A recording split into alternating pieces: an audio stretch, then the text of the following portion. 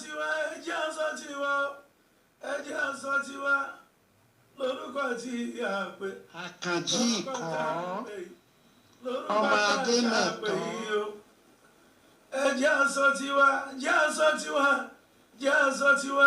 lórúkọ tí a ṣàpè yìí o. Akanji kan ètò yìí gẹ́gẹ́ ọmọ Ademeto. ìwà tún ga jù. mo tún fi mú ẹ̀yìn ayé tẹ́lẹ̀ Alhaji Abbas Akande, the paramount king of music, àgbà kí a kópa gún wa lórí ètò Ẹjọ́ Aṣọ Tiwa yìí. Ètò ìkọjá bẹ́ẹ̀ ni èmi ọmọ yín náà ni ọ̀rẹ́ yín náà ni àbúrò yín Alhaji Abbas Akande, the paramount king of music, àgbà kí a kópa gún wa gbogbo ilẹ̀ Yorùbá lórí ètò Ẹjọ́ Aṣọ Tiwa ilé ẹ̀sọ́ sí.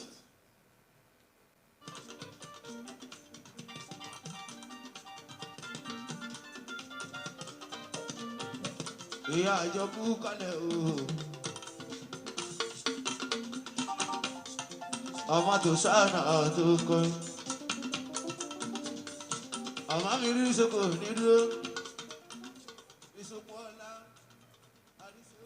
Ǹjẹ́ mo kí gbogbo wa nínú ilé níbi yòówù tẹ́ ẹ ti ń gbọ́ mi tẹ́ ẹ ti ń wò mí lọ́sàn-án tòní pé ẹ kú déédéé ìwòye o, a kú ìsinmi òpin ọ̀sẹ̀, a sì kú àmójúbà oṣù tuntun.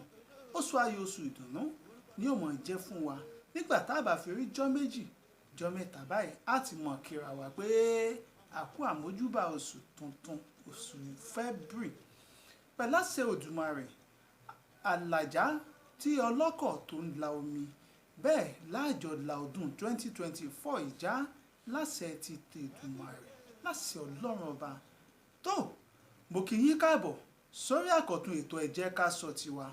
Ẹ Jẹ́ Ká Sọ Tiwa lètò ètò tọ́mọ bá tẹ́gùn wọ̀ ìyá àjà lórí ìkànnì OJB TV, níbi tí a ti mọ̀ gbára wa lálejò táwọn gbàlejò. Àlejò wa wà nílé àgọ́dọ̀ pẹ̀lú mi lọ́jọ́ ti tòní. Bẹ́ẹ̀ ẹ sì mọ́ gbàgbé pé abala Ademeto and his friend ó wà ń bẹ pẹ̀lú, àti bá a débi tó lápẹẹrẹ.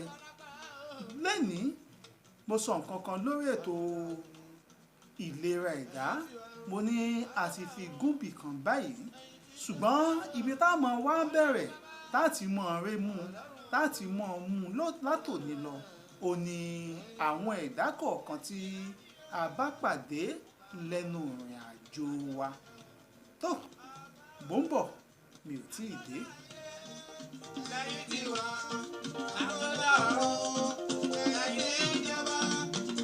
Ọlọ́run bàbá ọlọ́run wa.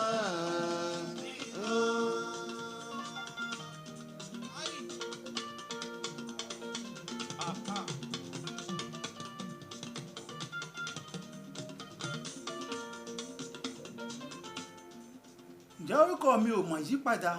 Aṣiwaju Olalekan Akanji ikọ̀ yín rèé, Ademeto ọmọ bàbá ń jẹ̀rú Ògbómọ̀ṣọ́.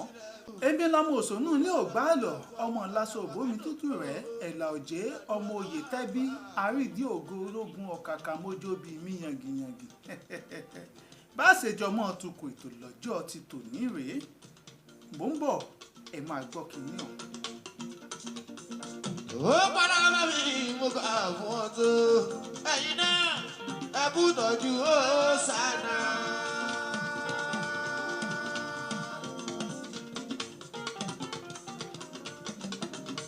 Àti mi tó kẹ́ yóò tó kọ́ lẹ́sàn-án ìyá Samuel ọmọ ní Samuel àti tó kẹ́. Tó ẹ jẹ́ kí a ti bìkan mú lórí abala ètò Ademeto and his friend. Mo ti sọ bí ìrìn àjò bó ti ṣe jẹ́, bá a ti ṣe gba iṣẹ́ ẹgbẹ́ márùn-ún tá a ṣe gbogbo ẹ̀ tí ó fi di pé a padà sídìí iṣẹ́ torí tẹlẹ́dà tó yàn fún wa pẹ̀lú dídálẹ́sẹ̀ Icon Media Studio sílẹ̀ tó ní Icon Media International, níbi tá a ti ń gbàwò orin jáde lọ́lọ́kan òjọ̀kan. À ń ṣe mass dubbing, a sì ń ṣe àgbólóre eléré jáde lọ́lọ́kan òjọ̀kan á ẹ̀díìtì àwọn eré Yorùbá àtòrìn gbogbo nǹkan tá à ń mú ṣe ní Icon Medias International tó padà wá yí orúkọ padà sí Omet Media International tó. Mrs. Gbogbola ọ̀gbẹ́ pẹ̀lú àwọn ọ̀dọ̀ ìdáwọn lówó ẹ̀yin lẹ́fọ̀ Olúwa lọ. Ọ̀bájọ́ sánà.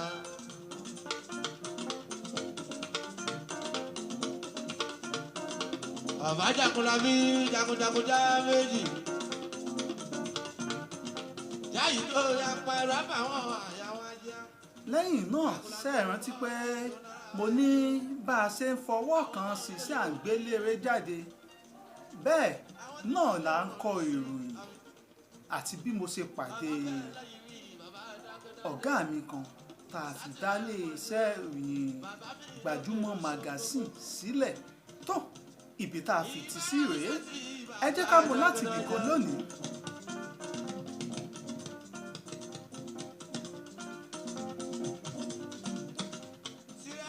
Nígbà náà lọ́hùn tí mo kọ́kọ́ ṣakitiyan àti mọ́ bá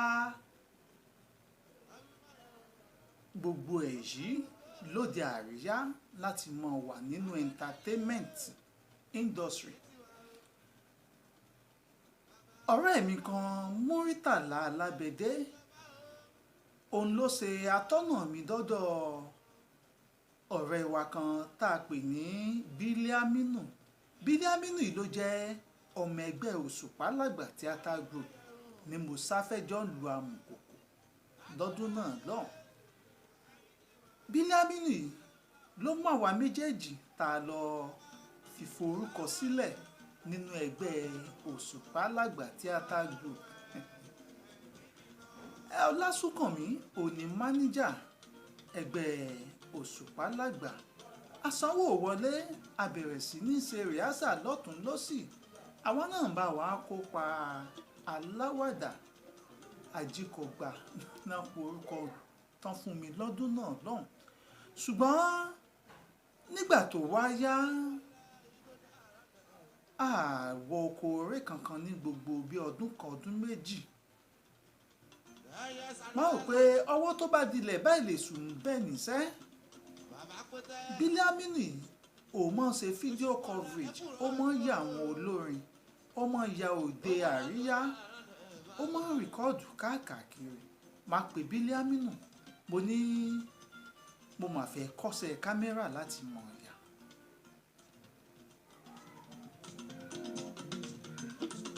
Bàbá àtàlákọ̀dé ọmọ ṣe bá mi rú. Ó ní kò sí tó burú bí mo ṣe bẹ̀rẹ̀ mo ṣe tíátà bẹ́ẹ̀ mo ń ya fídíò lágbo káàkiri ibi tá a ti bẹ̀rẹ̀ rèé. Gúdúgúdú kan yálù kan ọmọ dandan. Nígbà tó yá Ọlọ́run náà ní káwa dá dúró àwọn èèyàn sì mọ̀ wá à ń ṣiṣẹ́ káàkiri lọ́tún lósì ní gbogbo ìjọra Bádíà tó fi dé Ẹ̀pẹ́ dé Kòròdú dé ìlú Kwara gbogbo ilẹ̀ Yorùbá gbogbo bẹ̀ ni mo lè fọwọ́ sọ̀yà pé mo ti lọ ya òde àríyá. Nígbà wá yá tí mo dá dúró kúrò lẹ́nu iṣẹ́ tíátà èmi àtàwọn ọ̀rẹ́ mi kan ẹ̀gbọ́n mi kan Lukman Alúwẹ̀ Junior là ń pè é àti arábìnrin kan Kemson Madam Kemson ló padà fẹ́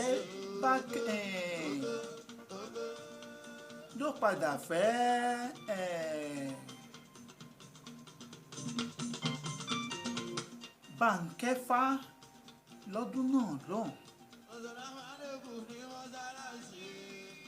Òde àríyá tí mò ń yà níbẹ̀ mo pàdé ọ̀rẹ́ mi kan tóun náà ń ṣe tíátà à ń pè ní Kazeem Òkìkí òkìkí kan náà tẹ́ ẹ mọ̀ tó ń gbé léré jáde lọ́wọ́ yìí òun náà ni Kazeem Òkìkí.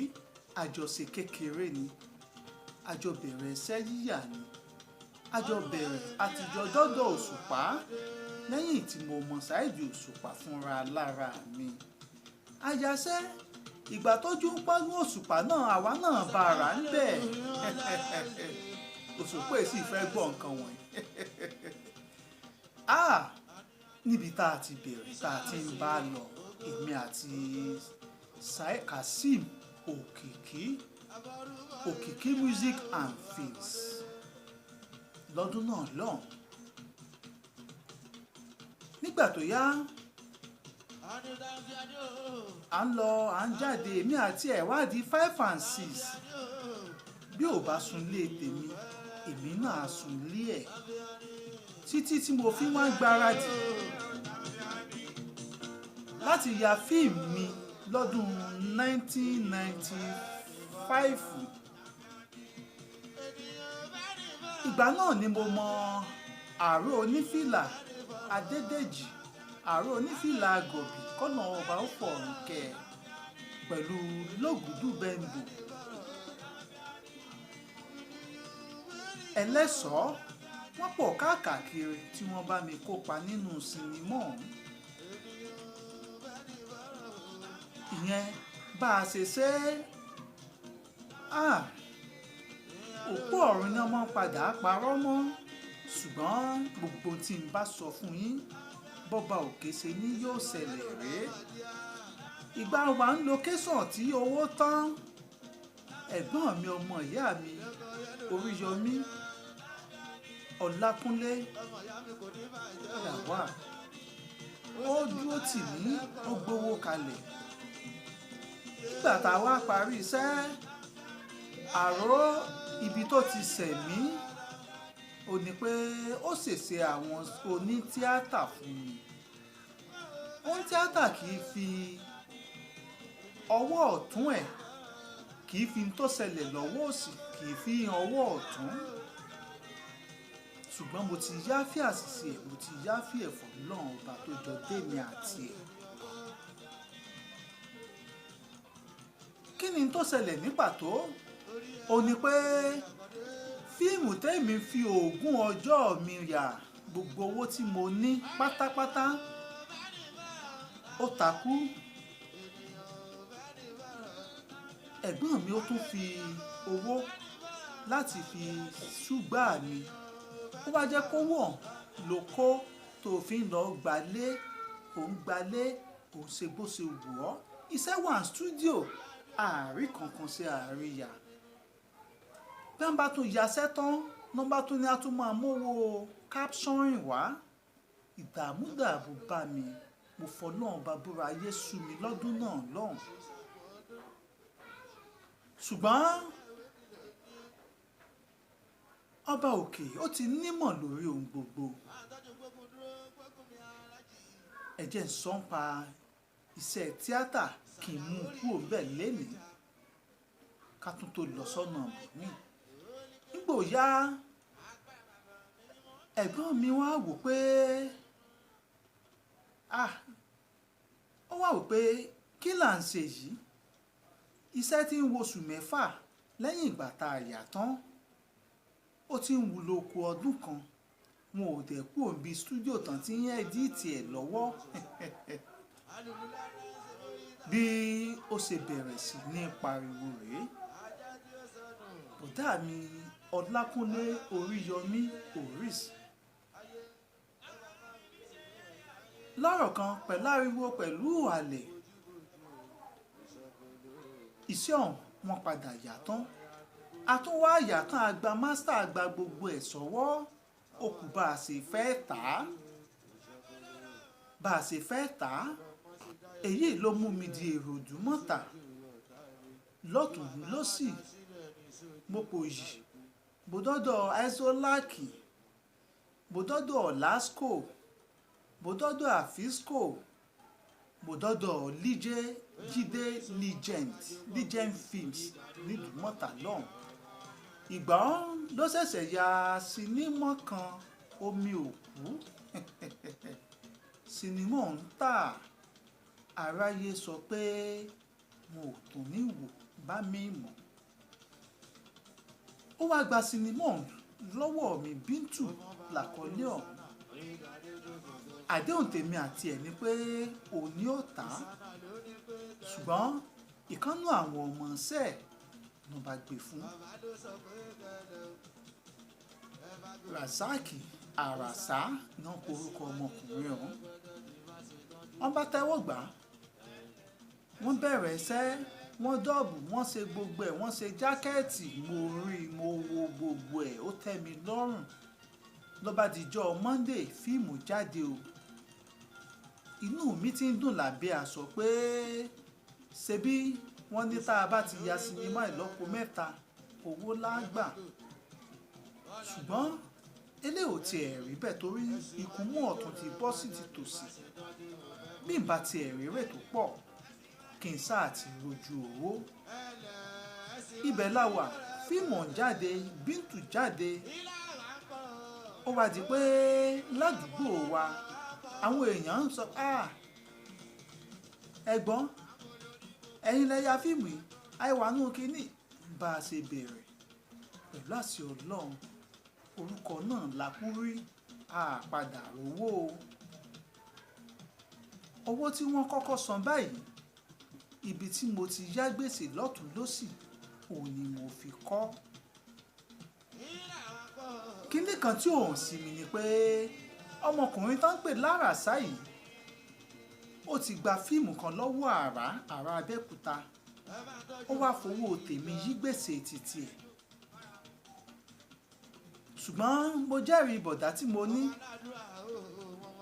ó mọ wàhálà fàbí kí n la bá a ṣe kọ́rọ̀ rèé ó bá di Lion Building bá a ṣe ń fọlọ́pàá sàwọn lẹ́yọ kọ̀ọ̀kan àti Jídé àtọ̀lásco àti àfíṣkò kó tó di pé Razaki jáde nígbà àwọn ò rí owó san bọ̀rọ̀ tán sọ̀wọ́nba tí nǹkan tó pẹ́lẹ̀ tó ti ń gbọ́n mọ́ni lọ́wọ́ ó di tí wọ́n wá ṣàǹfi owó tán jẹ mí wọ́n fi ń kó fíìmù fún mi kí n máa tà á fáwọn àwọn fídíò club ṣé gbogbo àsìkò ọ́ ìwọ̀nba owó tó ṣẹ́kù péréte mo ti kan kọ̀ńténà mo ti fi ń ta késẹ́ẹ̀tì mo ti darapọ̀ mo mọ ẹgbẹ́ márùn-ún nígbà náà lọ́hùn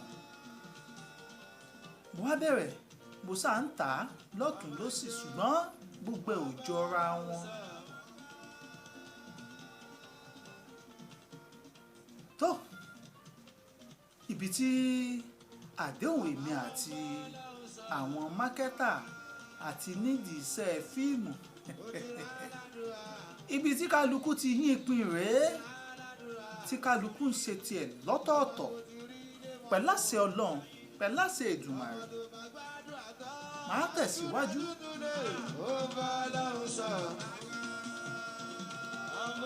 nínú ètò ní lọ́jọ́ iwájú tẹ́tù fi máa gbọ́ bí kò ṣe kú àti bọ̀bẹ̀ sí pa.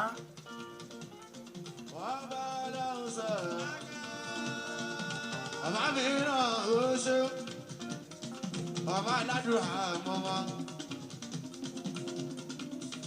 ẹ tọ́jú ó lé máìtẹ́ ọmọ tó sáná ẹ ṣéwó.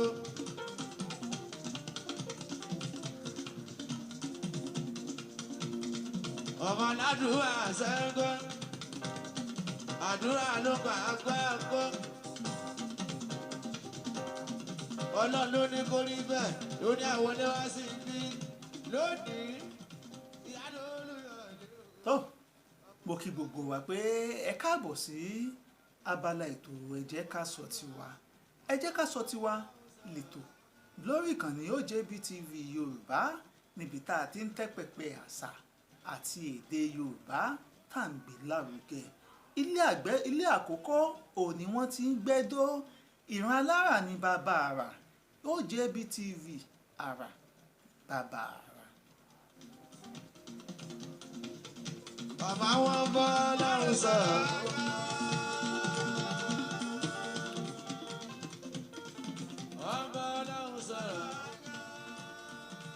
àlejò mi ti wà pẹ̀lú mi lórí ètò lọ́jọ́ ti tòní.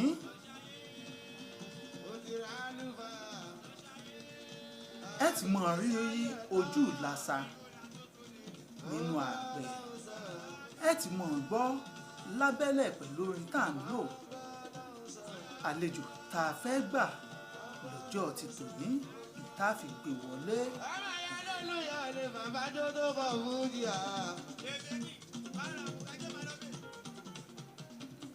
ẹ jẹ́ ń sáré jíṣẹ́ tí ẹgbẹ́ Music Advertisement Association of Nigeria, ẹgbẹ́ MAN, tí wọ́n fi ṣọwọ́ sí mi pẹ̀lú àjọṣepọ̀ Lagos State Environmental Protection Agency LASEPA, àjọ tó ń rí sí ìdáàbòbò àwùjọ wa nípínlẹ̀ Èkó. àjọ LASEPA wọ́n ní ká sọ fún yín pé gbogbo ẹ̀yin tẹ̀ ń ṣe òde àríyá, ẹ̀yin tẹ̀ ń ta oúnjẹ, ẹ̀yin tí ẹ ń ṣe okòwò míì tó ní ṣe pẹ̀lú fùkẹ̀fùkẹ̀ oníke tá a fi ń kóúnjẹ sí, tá ń pè ní styrofoam tàbí takeaway. ìjọba ìpínlẹ̀ Èkó ti fòfin de lílo ike fùkẹ̀fùkẹ̀ yìí látàrí nǹkan méjì kọ́, látàrí pé ó jẹ́ nǹkan tó ń pagidínà ọ̀gbàrá, lílọ bíbọ̀ ọ̀gbàrá láwọn kòtò ìdominú wa. a rí pé kèyí lọ́tún lọ́sì kò síbi tẹ́ ẹ̀ ti lè bá, ṣùgbọ́n tán bá jẹ́ tán tí wọ́n jẹ oúnjẹ inú ẹ̀ tán, wá mú kè wọ́n á máa jù sí ojú àgbàrá káàkiri. ẹ wá rí pé in tí ò tó nǹkan ló padà wá dá wàhálà lẹ̀, léyìí tó jẹ́ pé ìdá 95 nínú tó ń fa ẹ̀kún omi lójú àwọn gòtò ìdominù nípínlẹ̀ Èkó, àwọn kẹfùkẹfùkẹ̀ yìí ni àwọn ló ń dí omi lọ́wọ́ tí kì í jẹ́ kómi ó lọ. tó ẹ jẹ́ ká ṣọ́ra o, torí Yorùbá ní ìlú tí ò bá ti sí òfin lẹ̀sẹ̀ ò sí. ó ti dòfin báyìí o, ẹ ṣọ́ra ní lílò ẹ̀, ẹ yé lò ó, ẹ jẹ́ padà síbi tá a ti ń bọ̀. ẹ jẹ́ ká máa mú abọ́ ká fi róúnjẹ, ká máa fi abọ́ ká máa fi tóúnjẹ fáwọn oníbàárà wa yẹn, fáwọn tó ń ta oúnjẹ. ẹ̀yin tẹ́ ń sòde àríyá, ẹ gbìyànjú, àwọn tó ń ṣètò àríyá yín, ẹ má jẹ́ kí wọ́n máa lórú nǹkan bẹ́ẹ̀ láti máa fi pín oúnjẹ káàkiri. àwọn tí ọwọ́ bá tẹ̀ wọ́n fi mú kó ata òfin, gẹ́gẹ́ bí ó ṣe jáde wá láti iléeṣẹ́ àjọ LASEPA nílùú Èkó.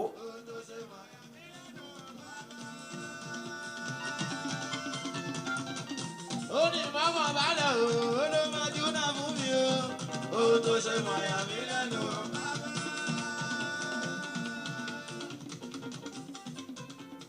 tó ẹ jẹ́ kí àlejò wa kó fojú hàn báyìí, kẹ́ ẹ lè bá a mọ̀ béèrè lọ́tún lọ́sì tàlẹ́ńtà fẹ́ gbé wá, tàlẹ́ńtà fẹ́ gbé wá, tàlẹ́ńtà fẹ́ bá sọ̀rọ̀.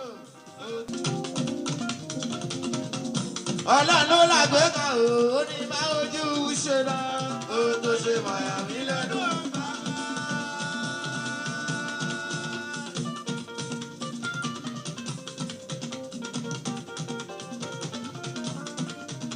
Ọlọ́run bàbá ó ní mọ́kàn balẹ̀ o, ó ló máa jóná fún mi o, ó tó ṣe mọ̀yà mí lẹ́nu. tó láì ní ṣùgbọ́n tàbí ṣùgbọ́n kankan nínú, ẹ ti rálejò mi ní ẹ̀gbẹ́ mi bí ẹ ṣe ń wò wá nínú ilé.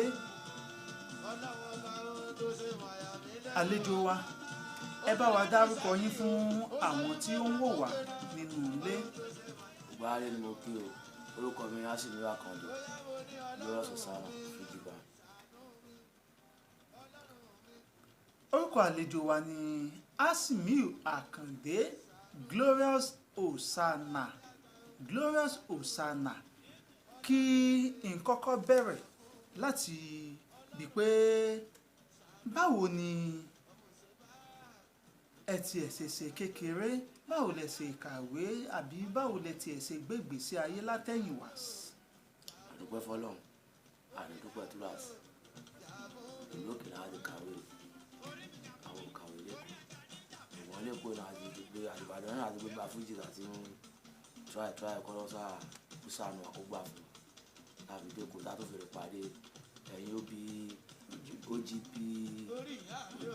OJB tẹ̀wísọ̀ ẹ̀sìn ní káwá sí ètò tẹ̀lé wà lọ́wọ́ káwọn ará ilé rí wa dáadáa iṣẹ́ yín náà gbọ́dọ̀ ní díṣẹ́ iṣẹ́ yín náà gbọ́dọ̀ ní bàjẹ́.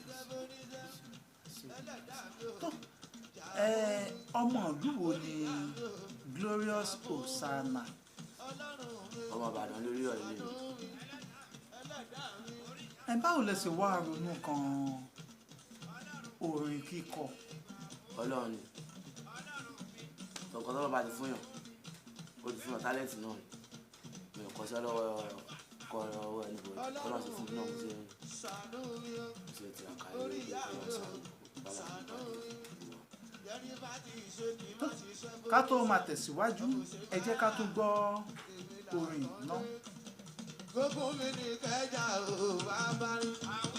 bàbá lánú ìmàdé ṣe o èkó ní tòsánà bàbá jẹ ó ní wípé mo máa sọ pé Ọlọ́run mi gbà fún èmi ẹlẹ́dàá mi jà fún èmi jẹ́ ríre gbà má jẹ́ ṣiṣẹ́ fóníṣẹ́ tí má lọ jí oníyà láyé mi yá mi jà fún mi ẹlẹ́dàá mi ò jà fún mi jẹ́ ríre gbà má jẹ́ ṣiṣẹ́ fóníṣẹ́. ǹjẹ́ báwo gan ni ẹ ṣe máa ń rí àwọn orin kíkọ yìí? ṣé ẹ̀yin náà wọ́n gbà mí sí bí àwọn olórin kìrìsìtẹ́nì kan ni àbáwọn kan ló máa ń kọ? Ọlọ́run náà ló fún wa tábà tí ló yá ọtí yá náà kọjú wa náà lójú òun náà a máa kọ iná rẹ̀. ǹjẹ́ láti ìgbà tẹ̀tẹ̀ ìbẹ̀rẹ̀ ṣe orin àwo mélòó lẹ ti gbé jáde báyìí? mi ti bá òun jáde. ṣé ẹ ti ń ṣiṣẹ́ lé lórí lọ́wọ́ báyìí? tó ìgbà yòówù tí yóò bá jáde yóò bọjá yóò bá ìyọ́nú àwọn ọmọ aráyé pàdé láṣẹ ti tètùmàrè. ẹ jẹ́ kí a gbọ́ káwọn olólùfẹ́ inú ilé gbọ́ ohun orin yín yàtọ̀ sílé tá à ń gbọ́ yìí. mo ní bẹ́ẹ̀ gbọ́ gbègbè kẹta tí kan Hosanna bẹ́ẹ̀ gbọ́ gbègbè kẹta tí kan bàbá ń jó ẹgbẹ̀rún ìrà wọ́n plan láti gbé pẹ̀tẹ́sì kan sá lọ ẹ̀rín pa mí títí gbogbo kòkó fẹ́fẹ́ áyànrí sí ẹ̀ mọ́ ọ jẹ́ kó mọ̀ níwọ̀n bẹ́ẹ̀ di ẹ bá dúró ẹ sọ fẹ́ wújú kó má ìwá o torí ìkòkò ń bẹ lóde adélayé olúgbọ́n ti gbọ́n àwa ti dábòrùn méje kán lè máa ṣèwé lórí láyà ẹ̀sà àwa ti dábòrùn mẹ́fà o kán lè máa ṣèbámi ní ayédáyé òmìnira o ayédáyé òmìnira àràràn àràsányán bàbá sọ àfọlẹ́ nípalẹ̀ yìí àsànwájú òwúrọ̀ lọ òwúrọ̀ tiwa àtútù níní gẹ́gẹ́ bí omi àfòwúrọ̀ pọ́n ire tó wọlé gbogbo wa kò tó jáde mọ́ ẹ̀yin olólùfẹ́ mi Hosanna ìrédé alọ́mọ elédè ló pè é dè ìrédé ọmọ elédè ló pè é dè ooo. tó Glorious Hosanna ni ẹ̀ ń gbọ́ ẹ rí i pé òun náà dùn ó ní gbọ́ngbọ́n nínú. tó àdúrà wa ni pé ọba òkè yóò gbé yín tèbi tẹ́ ẹ fẹ́ dé láyọ̀ àtàlàáfíà òkè báyìí tẹ́ yẹ ń fọ̀ náà ni ẹ mọ̀ bá wọn fọ̀. ǹjẹ́ kankan ni pé ǹjẹ́ ẹ̀ ń ṣe eré ìta báyìí àbí àwọn wo lẹ̀ ń ṣe eré fún? à ń ṣeré ta àwọn fáǹsì wa ló ṣiṣẹ́ náà kò sí káàkiri lọ. táwọn olólùfẹ́ yín bá fẹ́ pè àbùyín sí òde eré báwo ni wọ́n ṣe lè wá yín bó náà lè pè sí? nọ́mbà tèmi ni 081 16 26 77 55. Nọ́mbà tèmi gangan ni 081 16 26 77 55. tó Glorious Hosanna ni àlejò tí mo ti ní láti bí ìṣẹ́jú bíi mélòó kan fún gbogbo ẹ̀yin tẹ́ ẹ fẹ́ pe Hosanna sí òde àríyá, bóyá ìsìnkú àgbà, ìkómọjáde, ìsílé tàbí à ń ṣe àjọyọ̀ ọjọ́ ìbí àtàwọn nǹkan mèremère yòówù, bóyá ẹ fẹ́ ṣe bẹ́ẹ̀dẹ̀ ní pálọ̀ yín àbí ẹ̀kàn fún kékeré olórin kọ̀ọ̀kan sáà àti ẹ̀múnú mi dùn lẹ́nìí. Bẹ́ẹ̀ náà ni àwọn surprise package tí wọ́n ṣe káàkiri gbogbo ẹ̀ lẹ́lẹ́ pé Hosanna, Glorious Hosanna sí pẹ̀lú ẹ̀rọ ìbánisọ̀rọ̀ 081 16 26 7755 081 16 26 7755. tó bí ẹ sì ọ̀nà tẹ́ ẹ lè gbà láti fi pe Glorious Hosanna rèé fún òde eré ìta gbangba báwọn kankan míì. Ẹ̀yin náà ẹ darapọ̀ máwọn tó ti ń pe Hosanna sí òde àríyá kí ọba òkè ọba òkè kó fi títí ẹ̀ kó fi gbé tiyín lárugẹ, kẹ́yìn náà fi títí ẹ̀ gbé lárugẹ. Torí àwọn àgbà ní ọmọ tó bá sípá òní bàbá ẹ̀ ó gbé. Ẹ já gbìyànjú ká mọ̀ mọ̀ rírì ara wa, ká mọ̀ mọ̀ ìyè ara wa ńgbà tá a bá wà lóde ayé, kọ́mọ̀ jẹ́ pé ńgbà tá a bá lò tán láàmú sọ pé lágbájá kan tẹ̀mẹ̀dù kan ó sì ní púpọ̀ nínú ìgbésí ayé mi. tó àlejò wa, àmọ̀ràn wo lẹ ní fún àwọn ọ̀dọ́ tó fẹ́ kọrin, àwọn tó ń gbélére jáde àti àwọn tẹ́ ẹ jọ jẹ́gbẹ́ nídìí iṣẹ́ tí wọ́n ń kọrin àbáwọn tó já síwájú?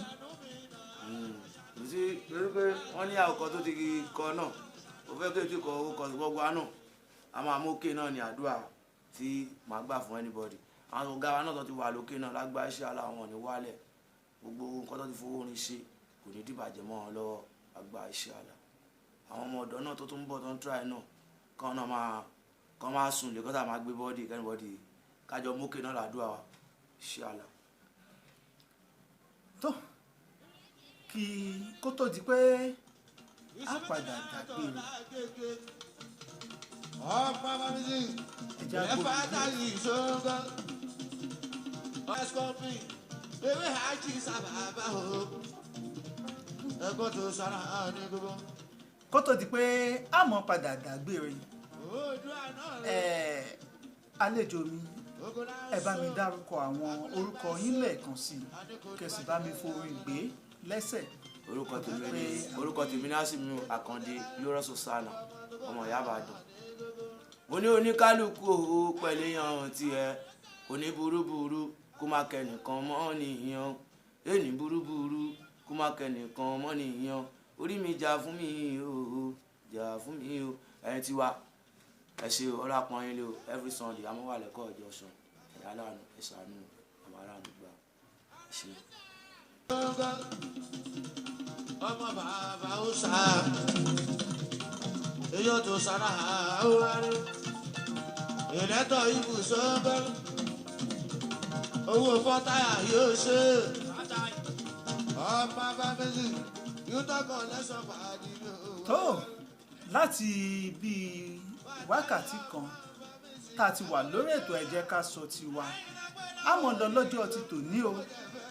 àní lọ̀lọ̀ ẹja tó lọ tí ò dénú bú, àní lọ̀lọ̀ kọ̀ǹkọ̀ tó lọ tí ò dálẹ̀ odò.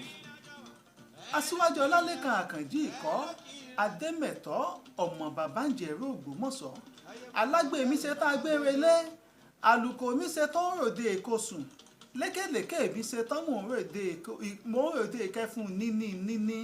Aṣiwaju Olalekan Akanji ìkọ́ mo rèlé bàbá tó bí mi lọ́mọ, kí ni bá padà wá lọ́jọ́ mi ọjọ́ rẹ̀.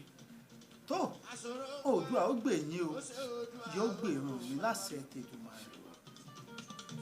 ẹ bá tọ́jú olórí oko Adidas company ewé hajj sábà.